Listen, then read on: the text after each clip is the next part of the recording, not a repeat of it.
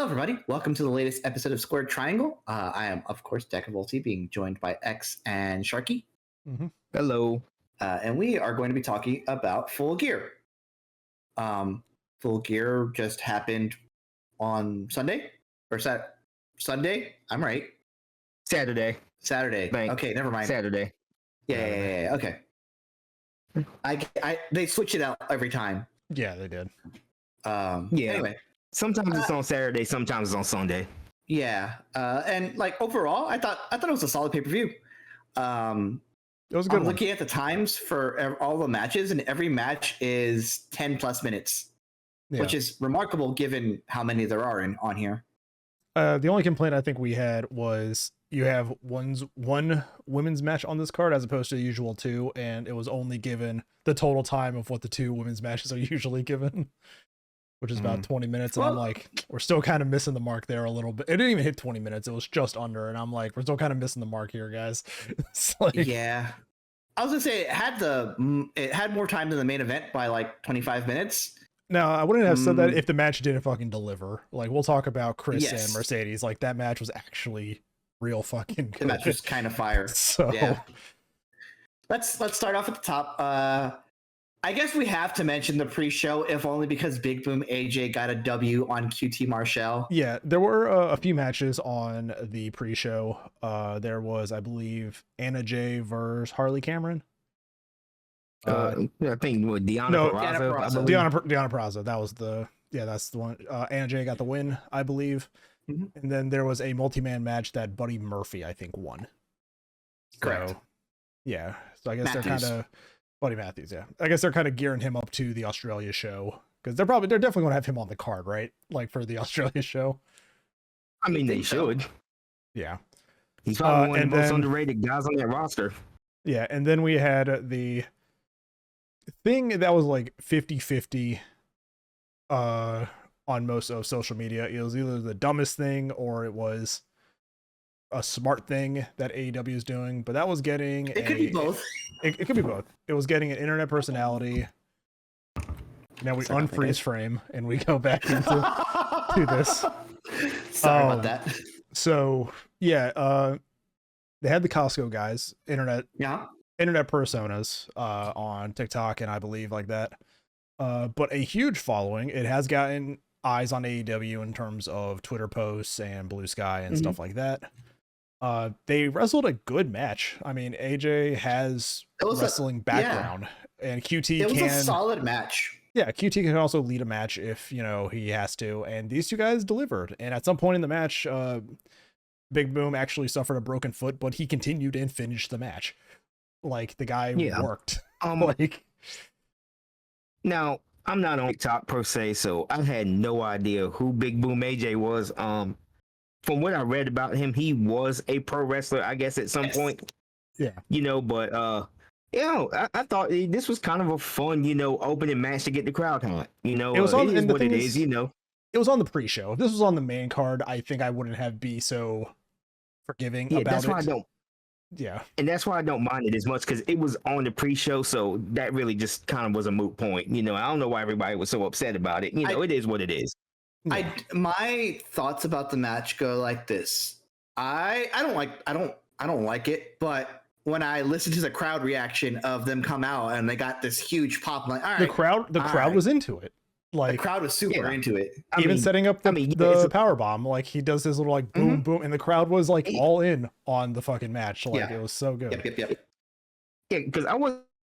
We got some stuttering on X's side. Sure. As long as it wasn't on the main show, it was fine. I didn't mind it.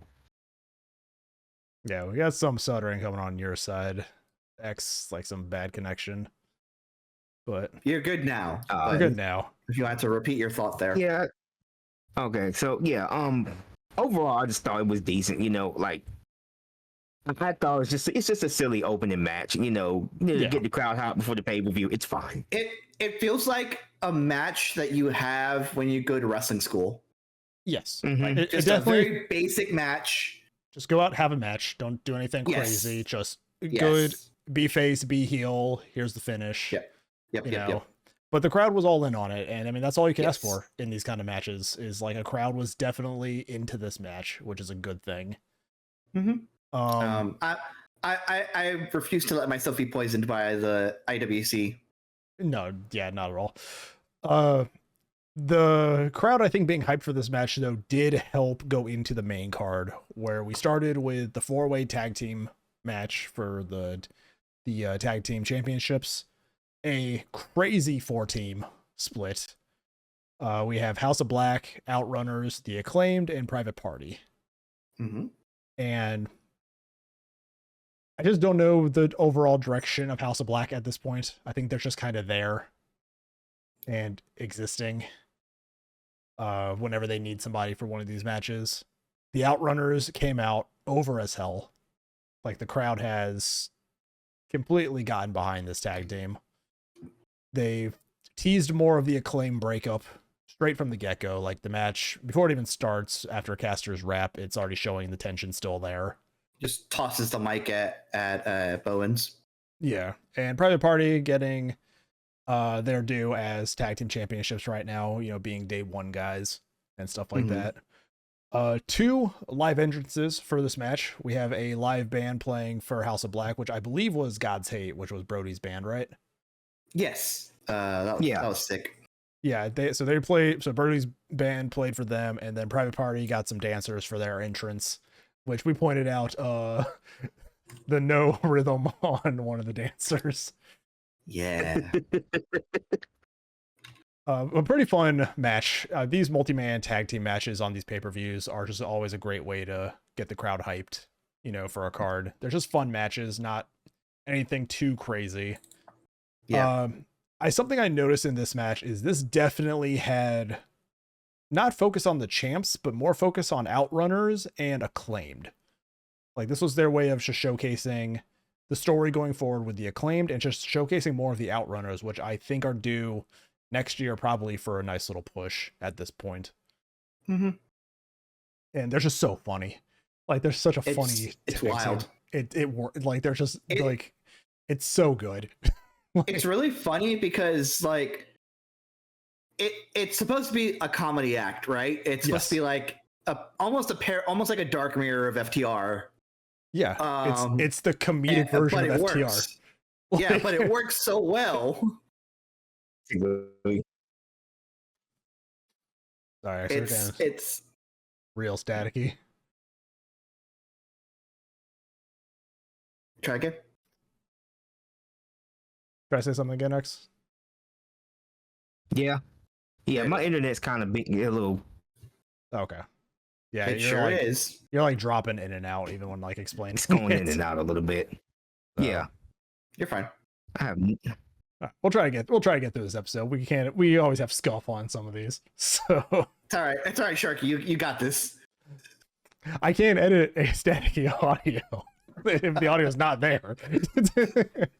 But yeah, so yeah, it's like you have FTR who are like trying to be the serious version of like 80s wrestling, very Four Horsemen-esque. But then you have the Outrunners who are like the parody version. I think we talked about like the Mega Powers.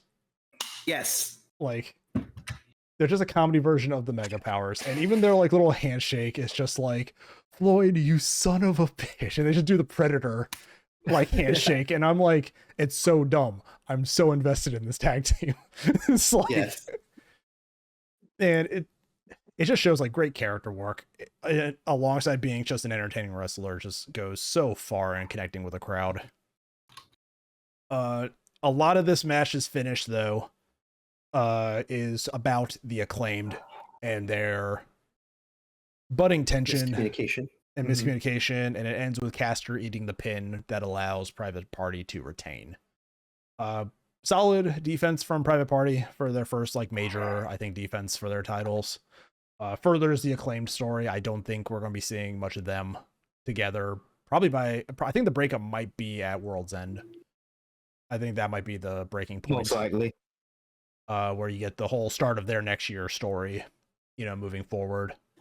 Which we'll talk about that. We will talk about the 2025 AEW landscape that the end of this pay-per-view introduced to us. Well, yeah, this was just a really fun opening match, I think, for the main card. Yep, I think so too. Like everybody got to do their own little stuff, but I mean, House of Black was just kind of here to have Brody give like funny moments against the Outrunners. Like they had a little back and forth with Brody and Truth Magnum, I think, in the match. Mm-hmm.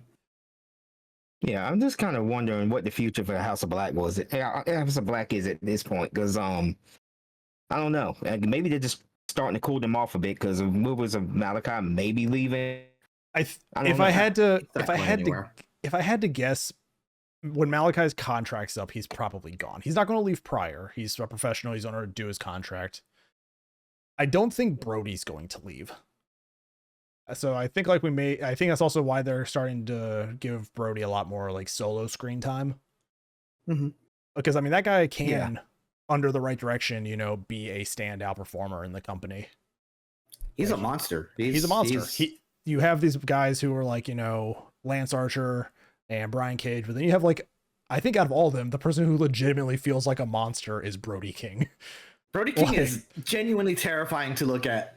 Yeah. If you look at it from a top-down perspective, he's a large, angry, bearded, yelling man in his underwear who's going to throw himself at you.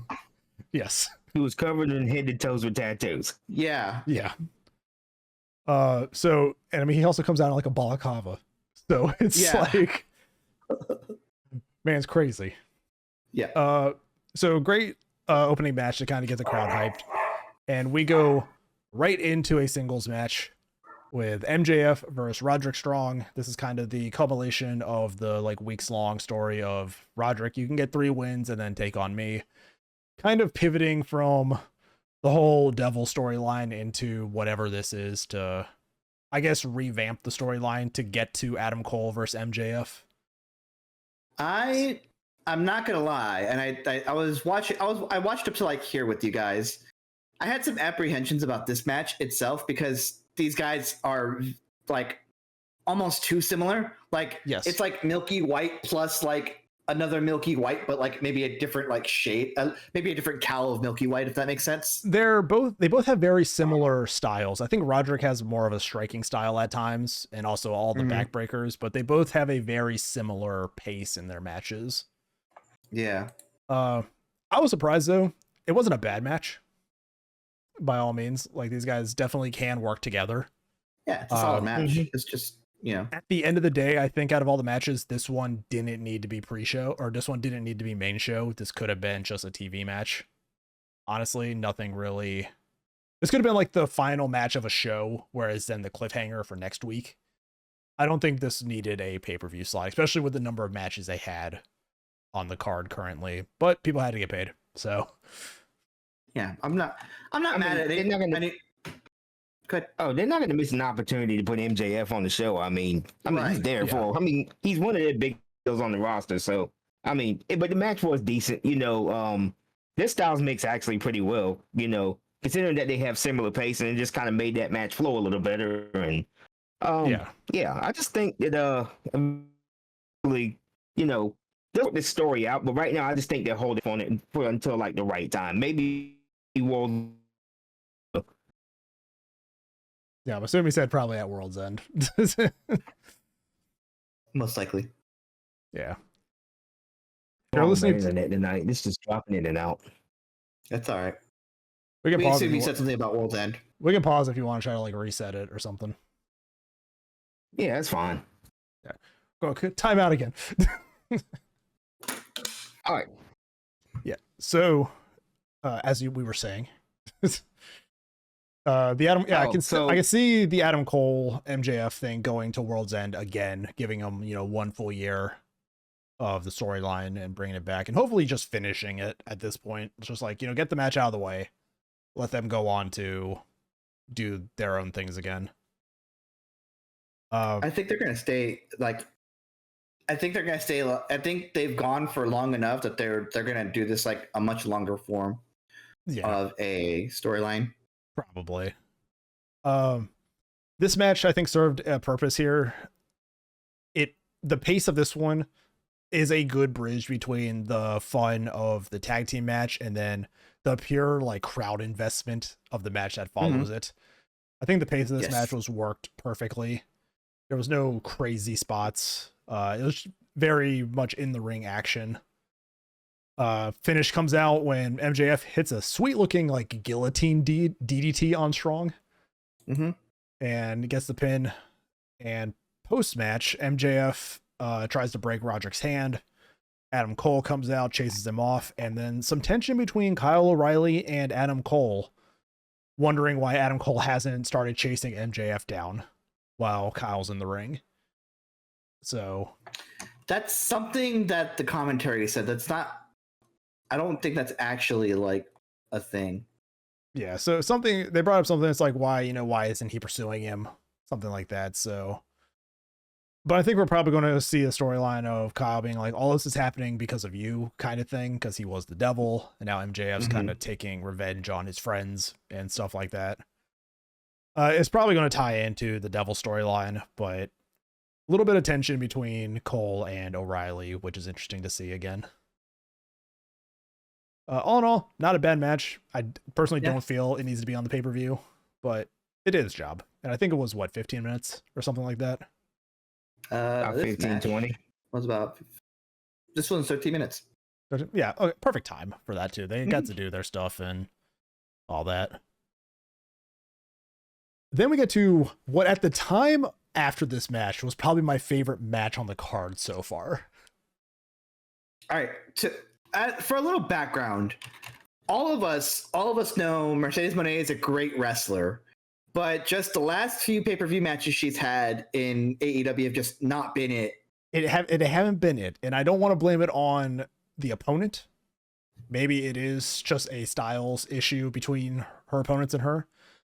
But I think like the Valkyria match was great. The Willow match was great. I think after that it was Anna Jay.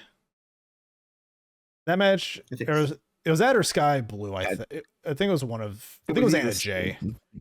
But it was just like that one wasn't bad, but it wasn't anything to write home about. And then we had Sheeta and Mercedes. And Sheeta and Mercedes, where that match had the legitimate, I think, katana hit, which was real funny, but not a great match, all metrics considered. This match fucked. This match is really good. I think this is the best match she's had in AEW so far. That wasn't a cross promotion. She's had in AEW. I still think the Stephanie match was a little bit better, but this is like in terms of just AEW and not a cross promotion thing. This was her best match so far. Yeah, I agree. I don't know. It just shows like maybe Chris is that secret sauce to make these styles work. I think maybe Mercedes just works with better with people bigger than her. Yeah, and that's It just means that Chris Stat's just a world class talent. You know, she can work with anybody. Too. Yeah, right. That's true for Chris, but I'm sorry specifically for Mercedes because she worked really well with Willow. She worked really well with Chris. So I'm just thinking maybe it's like a size thing that she works better with people who are bigger. I would say to some degree it is her opponent because it's just certain to people that she works with. She just gels with really well, and then others not so much. That's why a lot of people have been quick to shit on her run in AEW, but I don't think she's been that bad. Yeah, no. Overall, she's been fine. She's been fine. It's just, she just finally had, a banger of a match in AEW, which is what everybody expected from her from the get-go. Yeah. It's just finally got the point. You just can't. We said this before. She works to the level of her opponent. And if her opponent's like a world-class athlete, like a Willow Nightingale or a Chris Statlander, not to say that Sheeta is not, but, there's also a language issue in that matchup. Yes. So... But I think we brought that up. I think we brought that up too during the Mercedes Sheeta conversation. Is like it seemed like they were trying to talk to each other, but I just don't think they could understand what the plan was supposed to be in the match. I think this is one of those times where like being able to call it in the ring, and that's probably what they did. Is like we're just gonna call it in the ring, and then they both realized, oh shit, we don't speak the same language. Yeah, and I think that was the issue with the Sheeta match. But man, this match was so fucking good. Yes. Chris got a lot of her strength on display early on. Tide kind of turns after the Hurricane Rana off the apron. there's like a sweet like slam attempt that Mercedes reverses into a neck breaker, which just looked so fluid through that like transition of it too. This is just basically Chris Statlander throwing smaller Mercedes around. So many pinfall breakups or kickouts and then like feet on the rope. Chris hits an F5 on Mercedes at some point in this match. That was so sick. Nice little character work every time Chris kicks out. Mercedes gets more and more unhinged and like throws a tantrum and all that. It was very good. The crowd is like fully invested by like the 5th kick out of a pinfall though on either side. Like this crowd is completely into this. She hits the like I think it's the Gory Bomb is her like new finisher. Chris kicks out. The crowd goes absolutely fucking nuts. And then there's a sweet finishing sequence and Mercedes picks it. I didn't write down what it actually was, but it was just this crazy like finishing sequence of reversals and whatnot. Mercedes gets the pin, and as she's talking to the crowd is talking mad shit next to the camera, and you can hear all of it. The one guy saying, "How do you keep doing this?" I just love the guy next to how do you keep doing this? Like, and I'm just like, this dude's just like had hot mics. Their mics were so hot they were picking up the crowd throughout the whole pay-per-view. Oh, it was so funny. Some of the shit that these crowds say live. Yeah. Because this was a great women's match. As people who have been there live, we know the shit fans say. Yes. It's just funny. It's just funny that we're finally catching this literally on camera. Next to them. It's just hilarious. You sit next to them in the crowd where the mic can't pick them up and they're just yelling shit all night and you want to tell them to shut the fuck up, but you want to be polite. I have my last 3 Raw shows. I have I have an anecdote where the New Day, they were heels at the time, were coming to the ring. I think it was the last wrestling show I've seen. Yeah. They were coming to the ring. They were heels at the time, and they're wearing the big glowing like unicorn horns. Yes, the headbands. And someone said something about like, "Hey, are you going to use those on each other later?" You know, something like that. and Xavier turns to the guy and goes, "There are children here." Yeah, so funny. Yeah, it's just like it. God, here in Norfolk, like there's just people who just yell things, even if like wrestlers can't hear them, and it just ruins the experience around you for the whole goddamn show. Whole 4 hours. Yeah, this was a great match. I mean, I think being the only women's match on this card, they really had to bring it, and both of them did. It's a fantastic match. I hope we can get Chris into the world title picture soon. Her in the TBS is just kind of her in the TBS one is kind of like I think been a constant for her, but I really would like her in the world title picture now. So hopefully that is the evolution of Chris at this point. And that's another hope I. Oh, go ahead. I was saying, I'm hopeful for like Mercedes that this is an upturn where she'll, maybe sometimes you just got to call it in the back instead of calling it, in the ring, and like do some ad libs in the ring, but like maybe if that's just your style, that's your style, right?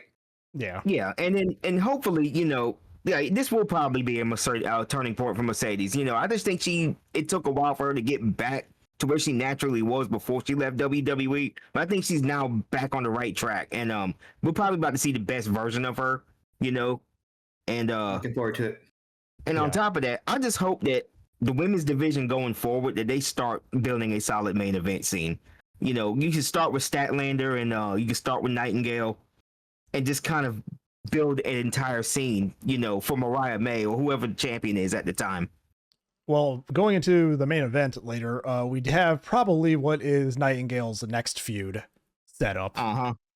Because this main event, I think, pitched the first like 4 months of 2025 into the last 5 minutes of crazy 5 minutes of a pay-per-view. AEW at the end of pay-per-views is like, go nuts. It's just, and it does. Relating to that, we have another singles match after this women's TBS title match. Probably, actually, really good contender for one of the match of the years, I think. Hangman and Jay White. This was a very New Japan style match. I think me and X talked about it. Oh yeah, definitely. Not overly crazy with spots. Took its time. Good character work.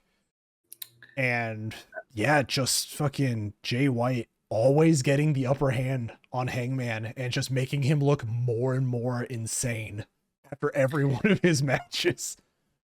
There's something really weird because I think this was the match where both of them were working each other's like legs. Yes, there was a lot of. It looked weird that both of them were like hobbling at each other. No, yeah, because the thing is, it makes sense to me. I want heels to sell more injuries like that. So I thought that was great. Sure, you know, I thought it was interesting. I just, sometimes I watch these matches and I'm like, all right, guys, we can't all work the knee. Yeah, come on, give me something else. It did, I think, set up for Hangman's side on the end. He's going for the buckshot lariat again. They almost have the same fall as they did in their last match, but Hangman gets out of it. I think gets him into a Deadeye. That gets reversed into another Blade Runner for the 1, 2, 3.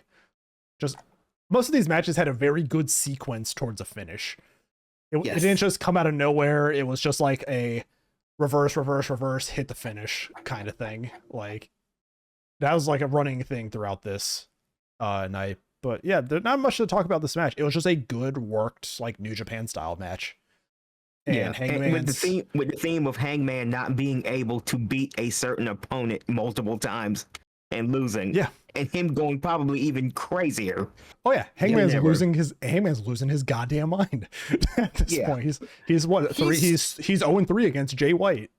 Like, he started losing his mind torching Swerve's childhood home. Where is he going next? But he's looking at the end of this. At the end of this match, he is looking possessed at this point. Yeah. Let's just hope Jay White doesn't have a car or something that he wants to burn down or blow up at this point. He's gonna get him with that 2007 Vince McMahon. Yeah. Yeah.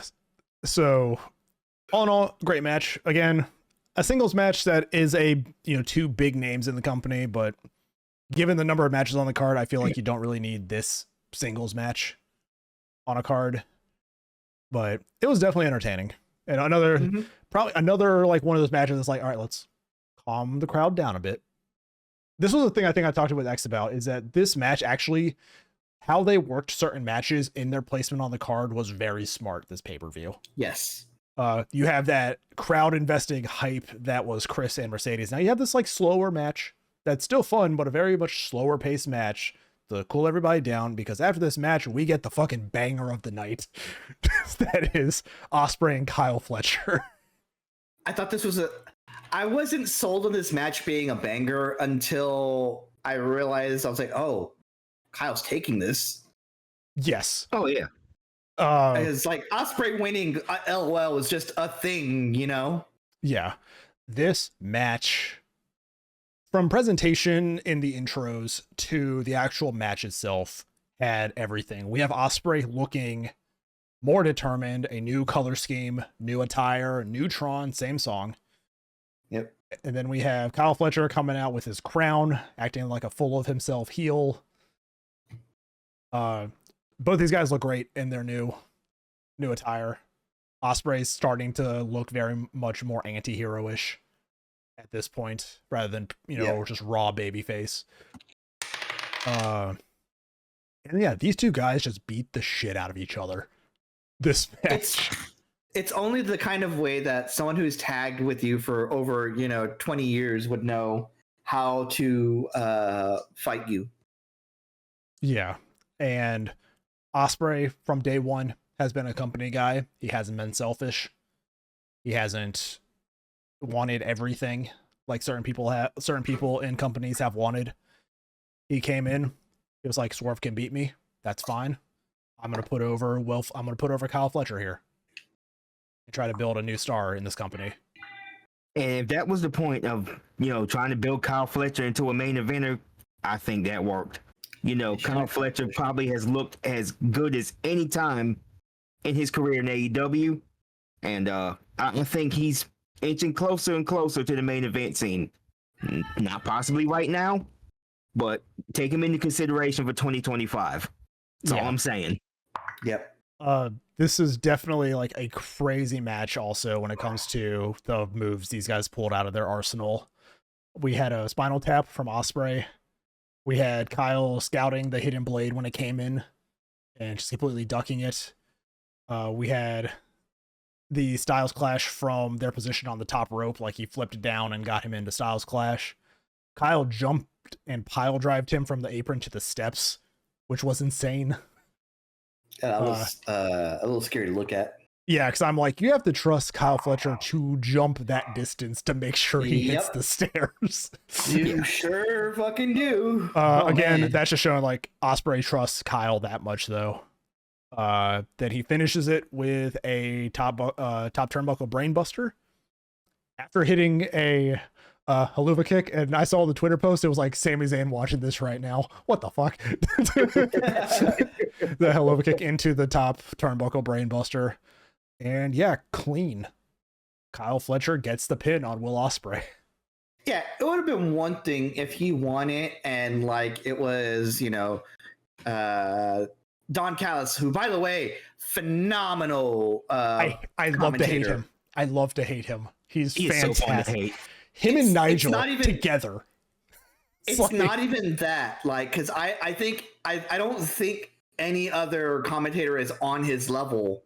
Because he's he's such a good commentator. Like, even the bits where I want to hate him, he's still giving props to the opponent of his guy. Yeah. It's just like, it's all like the little things that he says too. And it's just he puts both wrestlers over, which is what you should be doing. But then it's all the little like snide things. It still has that slimy demeanor when he does it too. And you just can't. You just can't do that off the top. All right, Don Callis is phenomenal at that. He really is. Practiced. This man was Cyrus the Virus. He's had a lot of practice. He has a lot of practice. This at this point, I think is probably my match of the night. Mm-hmm. It gets real close with a few other matches on this card, but I think this one probably takes it. The next match is my match of the night. Yeah. So no, not the next match. The match after that. We'll talk about this one first. Before we get to our next match, though, we get to a segment that definitely had some time cut from it. This is the Mariah May celebration, but if time was cut, these women sold this feud like instantly. Yep. We had Mina come out and put over the celebration and call out her friend Mariah May, and they dance and celebrate together until she turns around and dodges a bottle from Mariah May. There's a brief little stare down as she realizes what's going on. She kicks the bottle out, which is great. Best kick in the entire night, like bar none. Best kick, kicks the champagne bottle, and then realizes that Mariah was about to turn on her and spears her off the stage. I realize that this is like that sugar breakaway glass. Yes, still a good kick. No, but barefoot. Yes, open-toed heels. On open-toed heels to like strike it hard enough to shatter the thing, because you still have to give it some. You still force have to hit it. Yeah, I was fully expecting when the camera showed her foot to have her foot bleeding somewhat, but no, she hit that perfectly to not even hurt herself. Yeah, it was a solid hit, and it was really good presentation of like slap, shatters, and then goes spears her off onto the table. That was a great segment. Yeah, so she goes off the stage. They are laying in the broken table. Mariah has been busted open on her forehead. Mina gives her a like smeary, bloody kiss on the forehead, and it stands tall over the villain, mouth covered in blood, looking psychotic. And I'm like, oh, really we got crazy. We got crazy Mina back. Let's go. The thing is, people need to understand that Mina Shirakawa is not one-dimensional at all. Okay, she's not just some hot Japanese woman that shakes her titties on camera every week in AEW. No, she's violent. She's actually a badass. Gotta cut that. You can't say that on YouTube. Yeah, that's right. Continue. We'll say it on Spotify. Yeah, but like I said, she is a total badass. Just remind y'all, she can actually wrestle. She can do amazing things in the ring. This feud's gonna cook. Okay, and it's about time they got to. Because this is a spot where I thought Toni Storm was retiring, because I'm still not entirely sure if that retirement that she had, is real or not. You know, she's been in Japan, hasn't she? I think so. She's been going around. Yeah, she's been going around. She wrestled in CMLL. She wrestled in Stardom, I believe. Yeah. Oh, cool. She's doing an excursion. Good for her. I think she's on excursion. But then she was like announced like, I am retiring from pro wrestling. I've only lost since I've lost my world title. And we're like, so you're definitely coming back tonight, right? That's the but she did. That's what I thought initially. So it's interesting, and I'm wondering if she's going to show back up maybe at World's End at some point, or if she has temporarily retired just to go back to, you know, a new character, give time for people to miss her before she comes back. I think that's probably a refresh of her character. I don't even think it's that. I think she just needs a couple weeks to, you know. Yeah, she's been working her ass off this last year. Yeah, she's probably just on vacation right now. But the point being, they're going into this feud now, and I'm like, okay, so they've kind of been hinting at this for months, you know, because Mariah May, she operates like a serial killer. Okay, she pretty much will turn on anybody. Time. She is on complete demon time, and I knew this was coming because she's been asking for Mina for months, and she pretty much just asks for us so she can try to betray her. You know, she is obsessed with the AEW Women's World Title and obsessed with herself, and she will stomp on everybody and anybody now. Yeah. So, yeah, this is a good dynamic for her. I like Mariah May right now. They were told, you got 5 minutes, sell the feud, and they were like, bet. It's sold. With all that chaos done, we now move into the TNT Championship match. Daniel Garcia versus Jack Perry. They did the thing that they did last time where they had like the whole video package for the face. Right now, Daniel Garcia had a whole video package, his mom on the phone and everything. And I'm like, I didn't want to be like, they're putting it on him, right? Because the last time they did that for Private Party, they lost at the pay-per-view. So yeah, I remember that. I was just like, oh God. Red. I'm like, oh God, he's gonna lose, isn't he? It's like, but no, they worked a very good match. Definitely a slower match. I guess just at the pace for these guys for this one. Yep. A lot of technical wrestling at times. And it was just trying to get Garcia. This was another match that followed a hot match that they needed to bring the crowd down a little bit. Yeah, this was definitely like showing more Garcia character work. Like, is he going to go to the limits that he has to, you know, get the win finally? And overall, it's a very simple match. It's a good guy versus a bad guy. There's a smug heel in the match, and there's just this babyface trying to not give in to the darker, you know, side to win this match. But he gets Jack Perry into a leg lock, and Jack ultimately taps. And now we have Daniel Garcia as the TNT champion. And I'm going to miss that sweet looking TNT championship Jack Perry made. That was the one that's like, goodbye emo belt. Yeah. Yeah. But it was so cool looking though. That belt comes with a copy of My Immortal. The whole Evidence album, yeah. Yeah, it definitely was like a slower worked, almost New Japan style match. I think that's kind of the right thing. It's like, all right, we had our hot match. Go out there, do some character work. Just do some stuff in the ring. You guys got 15 minutes. Just have at it. It's like you mentioned earlier. I like the whole flow of this pay-per-view. Okay, this pay-per-view flowed very well. They're not just doing banger, banger, banger, you know, like they have been. It's just been, okay, we'll put one here, we're going to put one here, and then we're going to just kind of pace it a little bit. And I heard people complaining on Twitter about how the pacing was awful and all that stuff. And I'm like, you guys would not enjoy 90s wrestling nor pay-per-views, because this is kind of how that was. We watched a 90s pay-per-view. We fucking hated it. Yeah. Well, because the thing is, I don't like when they're just like, okay, match after another. Yeah. I don't like that. That gets exhausting. It does. I get tired. I fall asleep during the main event, which is kind of what I did this one. I think, I think actually at this point in the match, I think after the Will Ospreay match, I was starting to feel it a bit, because we were also watching it, and it was about 9:30, 10 o'clock by the time we get to Ricochet and Takeshita. Yep. And I'm sitting here with X, and it's like the Discord's like dead. We're both just like watching this, and I'm like, maybe there's too many cards. Maybe there's too many matches on these cards still. They are. This is an interesting match for me. This international championship match, Ricochet versus Takeshita. I felt this match was a great match. I felt this match was slower than what these guys can do. I'm not gonna lie to you. That's why I like it, because I know they can go faster. But it's not even like it's just going fast. Like it just felt like Ricochet was just moving slow this match. Like even running the ropes. I'm like Ricochet. I'm watching this. I'm like, this man's just like just doing shit in the ring. He's like doesn't seem to be really. I think he was wrestling to Konosuke's pace, which probably. Oh, that I like that. You know, because I was at you got to be able to people when they wrestle. I thought that was great. Ricochet can actually work a slow match like that. Yeah. So I don't think there's anything wrong with it per se. Yep. Yeah. This match definitely was a showcase for Takeshita.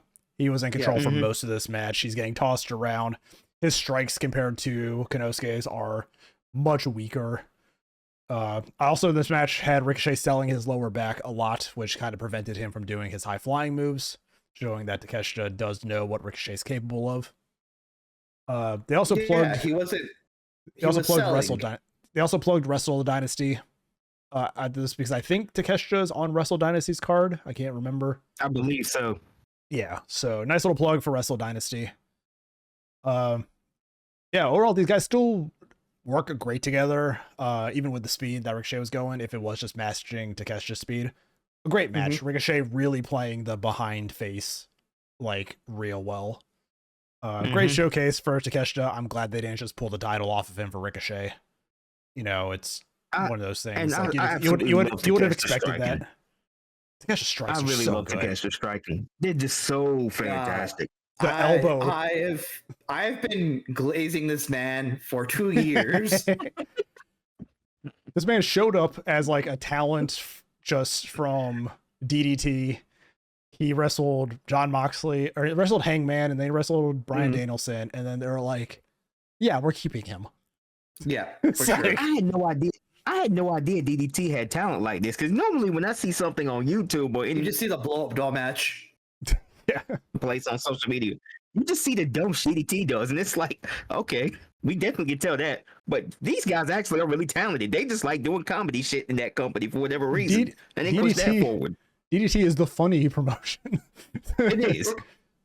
Remember, Kota Ibushi's a regular on DDT, and he's like one of the best in the world. Yeah, we had the match where Murder Grandpa wrestled on a train and got caught and got chopped by Kenta Kobashi, I believe, on a moving train. I love Japanese comedy wrestling because it's way funnier than American comedy wrestling. Because they know they're talented, but they don't take themselves too seriously, and that's why I love it. Yep. I did not bring up the C2 brackets. Is Ricochet on the C2? Yes. Okay. Yeah. So I don't think Takeshita is, though. He's the international champion, so probably not. I know I posted in the chat, so you can probably look there. I don't think he's in there, though, if I remember correctly. So the C2, so the C2 being Ricochet's next stop is, nice. Even after losing this match, it's still giving him something to do. No, he's not. Takeshita can move into whoever his next opponent is. Like, I'm real curious to see where that's going to go at this point. This is a really good bracket for this year's C2. Yeah, I love the Gold League, though. I saw we're getting in Blue League, we're getting Shelton Benjamin versus Mark Briscoe as the first match, and I'm like, that's a weird pairing. That's going to be great.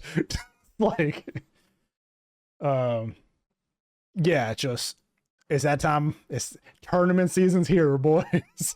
Yep. Shelton's finna cook in this Continental Classic. Shelton versus Okada has me frothing at the mouth.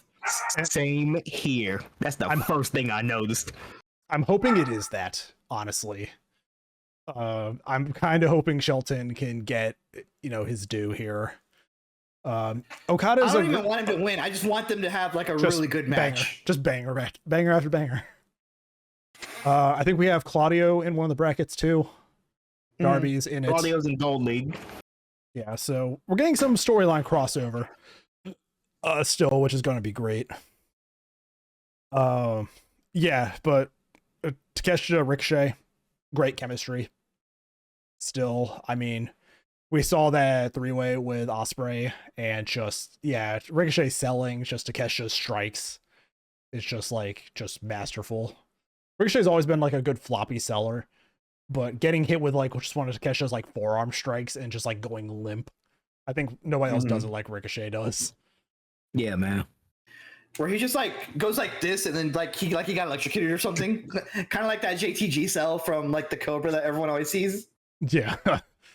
But like Ricochet has been one of my favorites for so long now. Ever since I saw him back at King Puma as Prince Puma and Lucha Underground, I just started looking up all this stuff from New Japan, and I'm like, yeah, I like this dude has been one of my favorites, you know. Yeah. And I'm just glad he's just finally getting some shine here.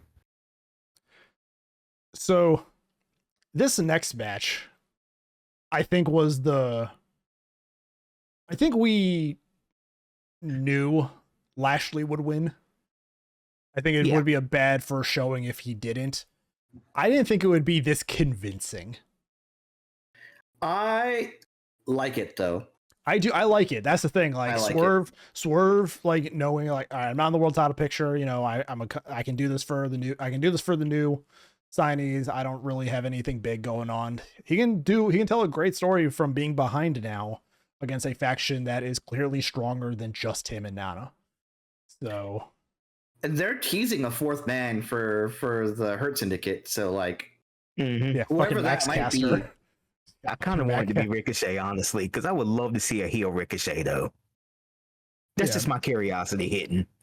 Yeah. So, going into this match, straight from the get-go, we have Swerve with the Tyler, the Creator, Chromacopia cosplay. Yeah. Complete with his own mask. Sick. It was rad. We have Bobby Lashley, you know, being Bobby Lashley. And even in this match, he's already in control. He does his like delayed vertical suplex that he always does. Swerve hits a really good pop-up headbutt out of the corner, which I don't think we've ever seen him do before, to kind of knock Lashley off a bit before getting a little bit of aggression and then just instantly getting manhandled by fucking Lashley again.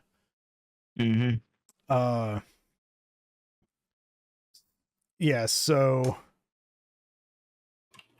MVP getting involved, messing with the ref. Shelton gets involved, and then they both get ejected, which was a nice little twist here because normally they're just going to be there, but the ref's like, get out of here. And we go to just Lashley and Swerve. Swerve is getting a little bit of control back, and then there's the DDT off of the steps, or the DDT on the apron, and then the stomp running up the steps to the table, which was a great spot. Just great timing on both guys for that one too. Like Lashley being able to jump just to get that height that he needs. Like just a great visual spot of that onto the announce table. Then we get Swerve being speared through a fucking barricade by Lashley. He then hits a good spot. It's always a good spot. Even like Strowman does it, Brock does it, Lashley does it. It's just great. And that's like the classic steel rail too. That's what made it even better. Yeah, it wasn't like WWE's padded like railing. It was like the steel like gate railing. He hits another spear and then puts in the Hurt Lock, and Swerve passes out. Bobby Lashley gets the win, and then they attack Nana after the match and leave both guys in the ring. So Swerve and Nana convincingly beat by the Hurt Syndicate. I feel like he's going to need some help here. He is.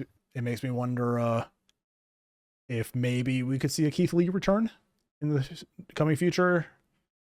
Maybe some tension still there, but I would pay to see Keith Lee versus Bobby Lashley. Like, we came so close in WWE. We did. We did, man. But yeah, Swerve seems like he's going to need some help here against the Hurt Syndicate. It's like, hey Hobbs, back up. Hey Hobbs, get out of your babyface faction for a second. I need some help over here. This was a great. This is another one of those like cooldown matches because this is between. We're forgetting someone. Where the fuck's AR Fox? Do you think AR Fox is going to be like? Swerve's gonna be like, "Hey, AR Fox," and he's like, "The fuck do you want?" Like, It's just, I mean, yeah, he is. It's just like, hey, man, remember that time you like beat the shit out of me? Like, remember the time you killed me? Yeah, kicked me out of. Remember the time you kicked me out? Remember the time you literally killed me in the ground? Yeah. This was another Mogul great... Embassy. That's what it was. Remember the time you kicked me out of Mogul Embassy? Remember when Mogul Embassy was a thing? Yeah. Yeah. So this was another one of those cooldown matches. You had the Ricochet Takeshita match. Then you had this, which was still fun, but paced itself very slowly. Not many high spots. Just kind of brought the crowd back down again to lead us into the main event, which I think all of us had hope that maybe Cassidy would have a fighting chance here, but they booked this match perfectly as Cassidy being completely out of his league when it comes to Jon Moxley. Like, Jon Moxley is a monster. Not like a physical one, but just like the mental, like, destruction he can put onto you. He tore Cassidy apart. MJF calls him Commandant John, and he is fully embracing this role now. Yeah, and he dismantled Cassidy in this match. Yep. We did get a little bit of life at the start. Even before the bell rang, Orange Cassidy hits him with multiple orange punches, just trying to go right out the gate, get John off balance and into this. But all it takes is a little bit of Mox coming back, and he's, for the rest of this match, completely in control. Orange Cassidy is the perfect, like, resilient face for these kind of matches. Like, he's busted open, but he's still just saying, like, come on. Like, he's a good reluctant leader. This is just like their international title match.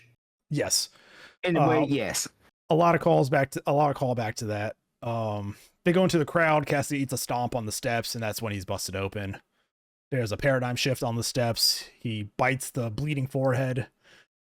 And it's just Orange Cassidy showing resilience while being absolutely destroyed in the ring.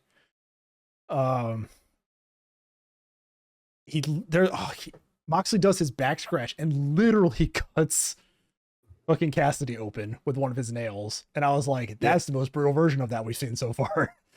Mm-hmm. Yeah. Like, but ultimately, when it seems like Mox just can't put Orange Cassidy away, the rest of Death Riders show up. Is going to be that point of the match where they're going to start causing distractions and get involved. Conglomeration hit the ring, start fighting off the rest of Death Riders. Willow Nightingale arrives to take out Marina Shafir to keep her in check. Orange Cassidy nails Moxley with the briefcase, and while the back is still turned, eats a Psycho knee by Wheeler Yuta, where Moxley is then allowed to hit the paradigm shift and get the win. This was a great match for how it was booked. In ring, very simplistic, but as a hero versus villain story, I think it just adds more to Orange Cassidy's status on the AEW roster. Also, surprisingly enough, Wheeler Yuta is kind of a heavy focus in this. So I'm kind of interested to see exactly what they're gonna do between him and Orange Cassidy. Also, man, speaking of people like glazed for 2 years. Yeah. This story focusing on Orange Cassidy and Wheeler is definitely going to eventually probably move outside of the title scene.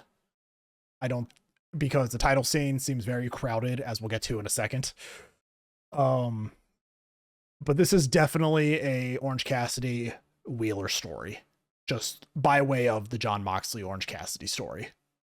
Yeah. We get some other feuds teased as we move into the last 5 minutes of this pay-per-view.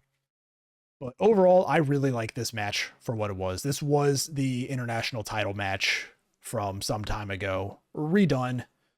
And it just further showcases Moxley as a terror to the roster and Orange Cassidy as a resilient babyface, despite it all. Then some bullshit happened. Yep. And I think me and X pointed out, I think the only person who can save AEW at this part is this most unhinged. Hangman hits the ring with a steel chair and stares down Jon Moxley. The crowd is instantly all in on this. Oh yeah. This ties back to their history. I believe Moxley took it off Hangman, or Hangman took it off Moxley. I know they were something. It was one of those directions. I think they were the second and third. Or I was gonna say, I think both of these happened. Yes, one of them happened. I can't remember. So he comes out. They have a stare down Moxley. Moxley looks surprised, to say the least, that Hangman's here. Gets nailed with. Gets nailed by a finisher from Christian Cage, who has the contract. Let's leave Deck a minute. Yeah. So he nails Cassidy, or he nails Moxley. Christian Cage does. He has the contract. Instantly, me and Extra losing our shit. We're like, we're going to 2025 with fucking Christian Cage as world champion. We were almost there too. Almost there. So close. That close. Hangman has the contract and he's not giving it to Christian Cage. Even though they had like little moments of team ups over the last like month or two. Mm-hmm.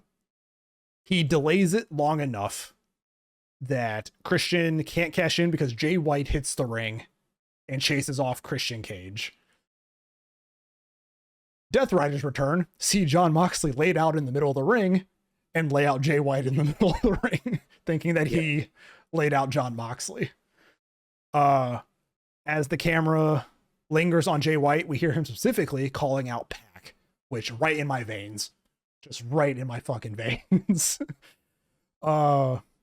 It cuts to backstage. The Death Riders are trying to get Jon Moxley out of the arena, seeing that he now has a target on his back by multiple parties. Yep. Their truck gets collided into. They just specified there was no stunt driver. Bitch, we know. Darby's crazy. You didn't have to tell us that. Darby is not asking for a stunt driver. He's doing this shit himself. So the truck gets crashed into by another car. They jack another vehicle, and Darby emerges with a bloody forehead to call out the Death Riders. Crazy 5 minutes. I loved Drops every an second F-bomb of at the it. last 5 minutes of the pay-per-view. Yeah. So now the Death Riders know that Jay White, Darby, Christian, and Hangman are gunning for Jon Moxley in some capacity.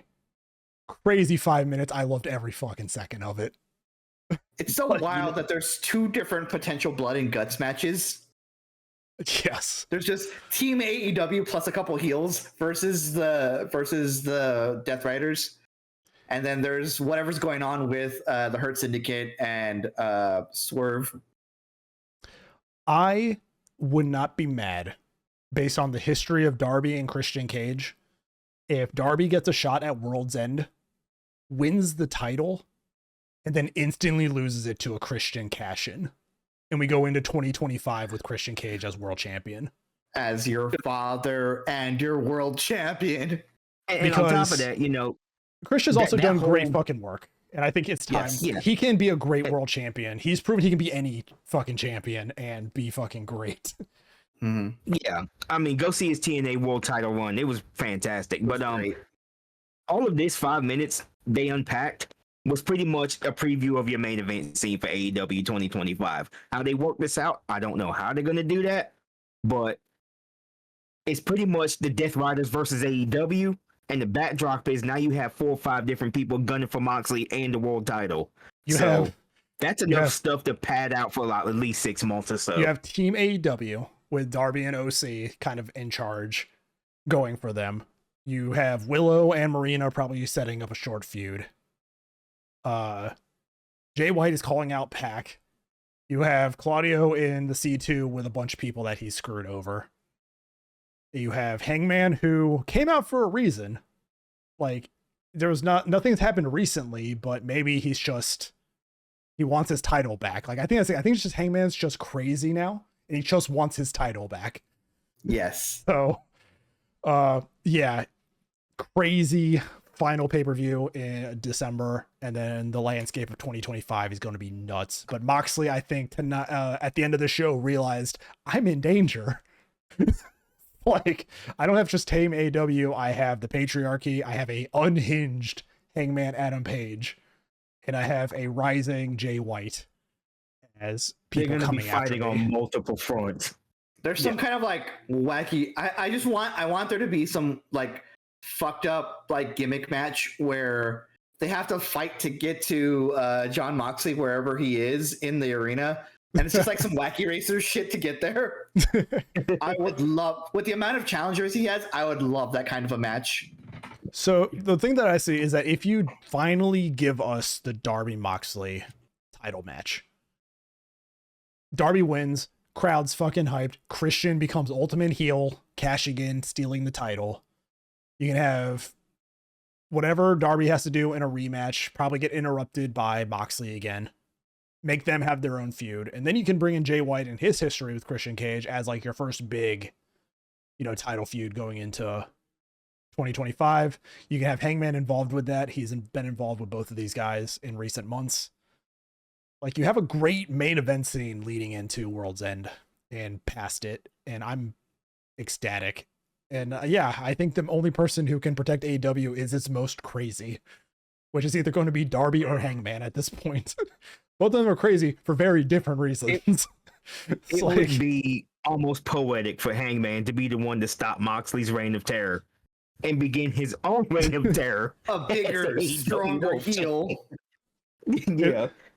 He's like, I will crash. It's like I have burned down houses. I have used needles. I have thrown people onto cinder blocks. God, the death match with current Hangman and Moxley would be insane. It'd be one of those like ultra violent matches you see in GCW, but probably on steroids. Yep. But yeah, I'm excited.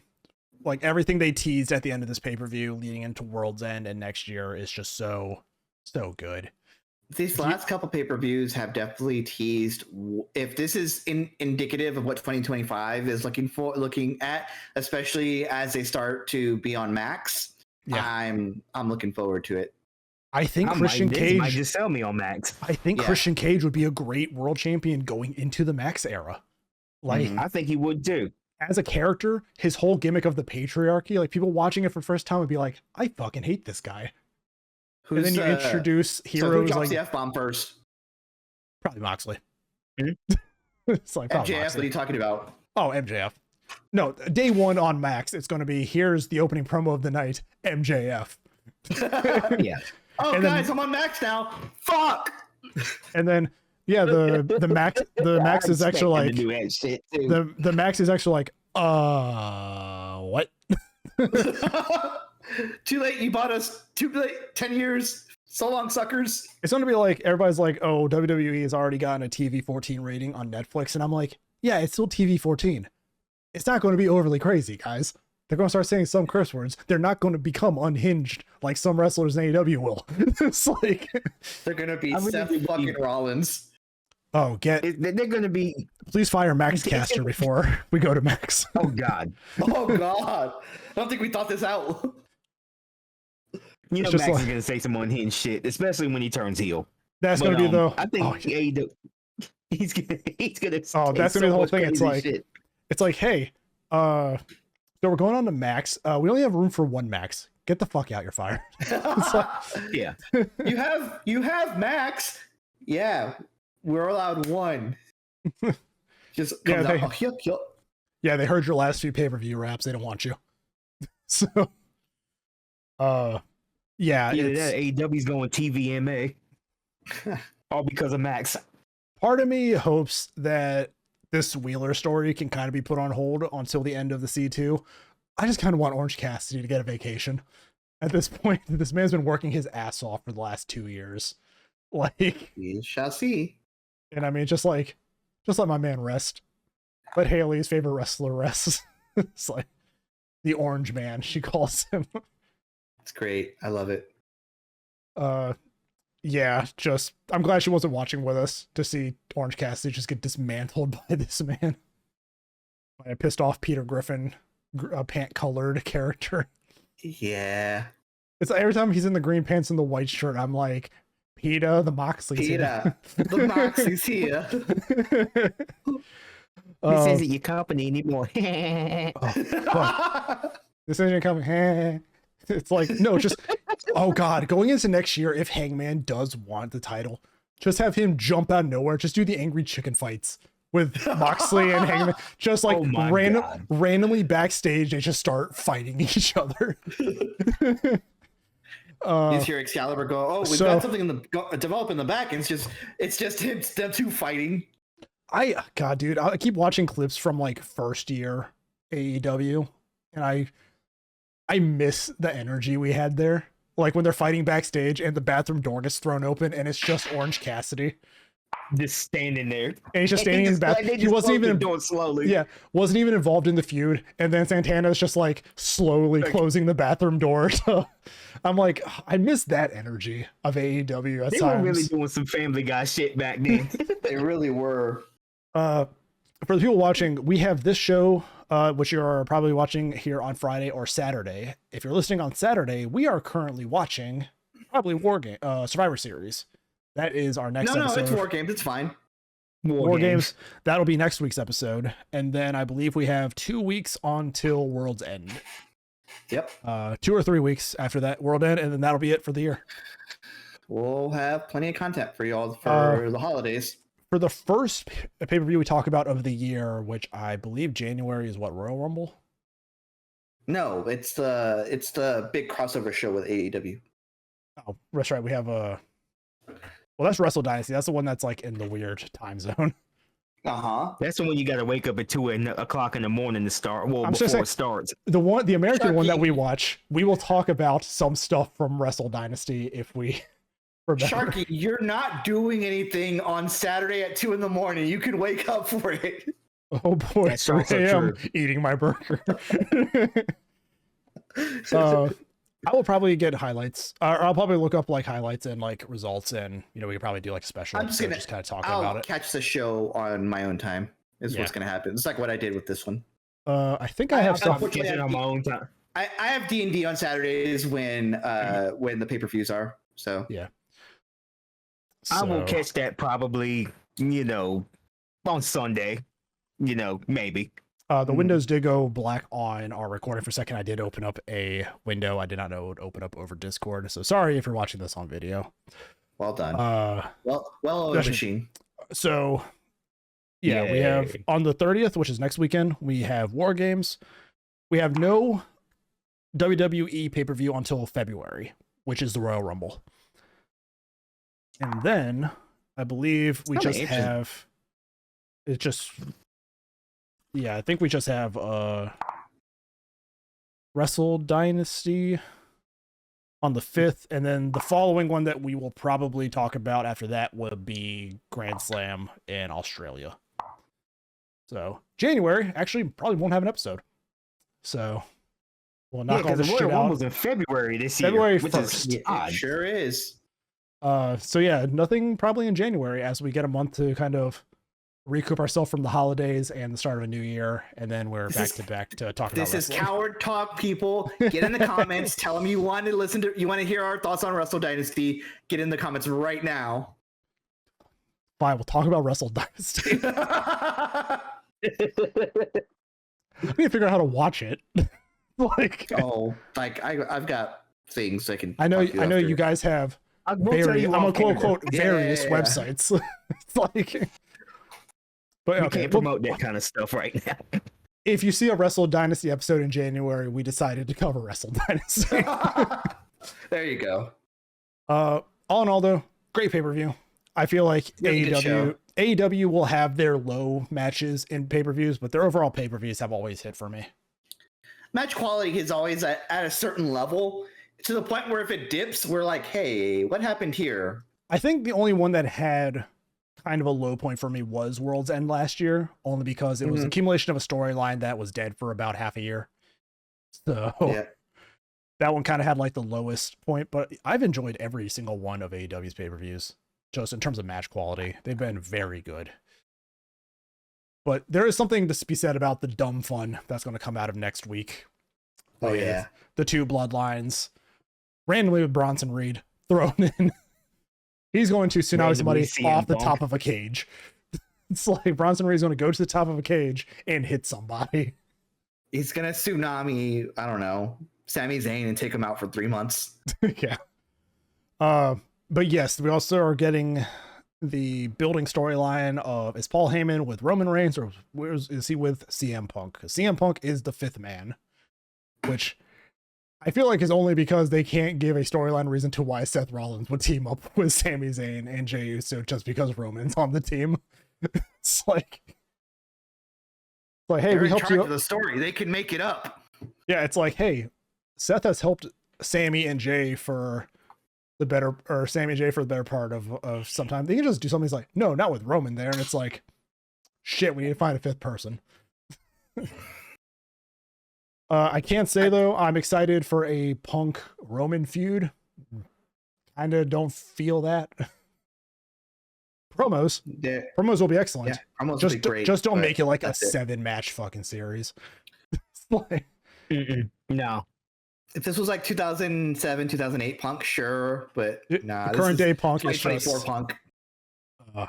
Man, I'm like, I don't really want that matchup. But yeah, interesting stuff going on with Raw, or with WWE around the end of the year. Interesting storylines building out of both companies. And 2025, once again, is looking great. Wrestling is in a very good place. Yep. Don't let Twitter wrestling tell you otherwise, because all the good people have left Twitter. And now we're on Blue Sky, where we love talking about wrestling on Blue Sky. It's called Wrestle Sky now. We're focusing on Wrestle Sky. I want to say everybody who is like a grifter for the wrestling community who's still on Twitter is probably going to have a hard time making rent since nobody's interacting with them anymore. Yeah. So, they have to interact with each other at this point, and it's just going to lead to them all hating each other. But yeah, I love this. I'm excited for World's End. I'm excited for War Games. I'm excited for the last 2 episodes of the year. And a wonderful looking 2025. So anybody have anything to add or promote? Anybody working on any projects? Nope. 2024 was a great year in wrestling. You know, it had its ups and downs. Very solid year of wrestling. It was solid overall. I enjoyed it. I dare say we're entering a wrestling renaissance with both TV deals in January hitting. I dare say we're entering a renaissance. AEW is not dead. It's going to Max. More people. Yeah, wrestling is about to reach so many more people next year with Netflix and Max combined. So right now is the time to get invested in pro wrestling again. It is going to hit the roof soon. It's been actually crazy, like outside of just wrestling as wrestling. You know, we've had Netflix. They had the Dump Masamoto movie. Like that came back. We had Glow in recent years. They did If you haven't watched Glow, I highly recommend it. It's very good. They've done all the documentary series. It's just, even outside of just wrestling, in terms of just entertainment, we've had a lot of wrestling content that has just been great. Like, and I think we're getting another wrestling movie too, that has Toni Storm as acting in it, right? Like that's another one that's about to drop. Oh, well, then that's where she is right now. Well, I think it's already done. I think it's like her, Camille, and like some other women are like, I think it's, I can't forget who it's telling the story, but it's another autobiography. We also got Iron Claw this year or last year. And I mean, that's already did. That movie made me cry. It was so good. God, that was tragic. Not entirely accurate, but still like a very good retelling of some of the story. They left one Von Erich out, and you know, maybe it was for the best because his story was probably the most tragic. Well, that's the thing. They're like, hey, why did you remove one of the brothers? And it's like, because if we did like these back-to-back deaths in like similar fashion, people might have thought we were overdoing it. And I'm like, but that's how the story goes. That's the tragedy behind it, is that these guys had to do this to themselves because of what they were going through. And just movies, documentaries, wrestling, everything's great right now. I fucking love wrestling right now. It's so good. I was gone for so many years and I'm back. I am like so back into this. But yes, we'll see you guys next week and in December. Have a wonderful Thanksgiving if you're watching this in America Friday. Hope you had a good Thanksgiving if you're watching this on Friday. Have a wonderful Christmas. Since we probably won't see you guys before then. For the War Game episode. Have a wonderful Christmas after that. And then have a happy New Year when we do World's End. So Yeah, I got nothing. When we get there. Nothing. When we get there, we'll burn that bridge when we come to it. Right. My favorite. That's my favorite. That's one of my favorite things to say in D&D. We'll burn that bridge when we come to it. Yep. But yeah, I have nothing else to add. Actually, I do. Next week, probably before the episode comes out, it'll have been my birthday. Everyone rub Sharky's bald head for good luck. Right? Yeah, 30. Yeah, it'll be the day before the episode goes up will be my birthday. So 35. I'm old. Yeah. As I say to two guys who are like just a little bit older than me. Yep. Just a little bit. All right. But you all have a great time. We'll see you again on the next episode. And enjoy wrestling. Bye, everybody. Later. Bye, everybody.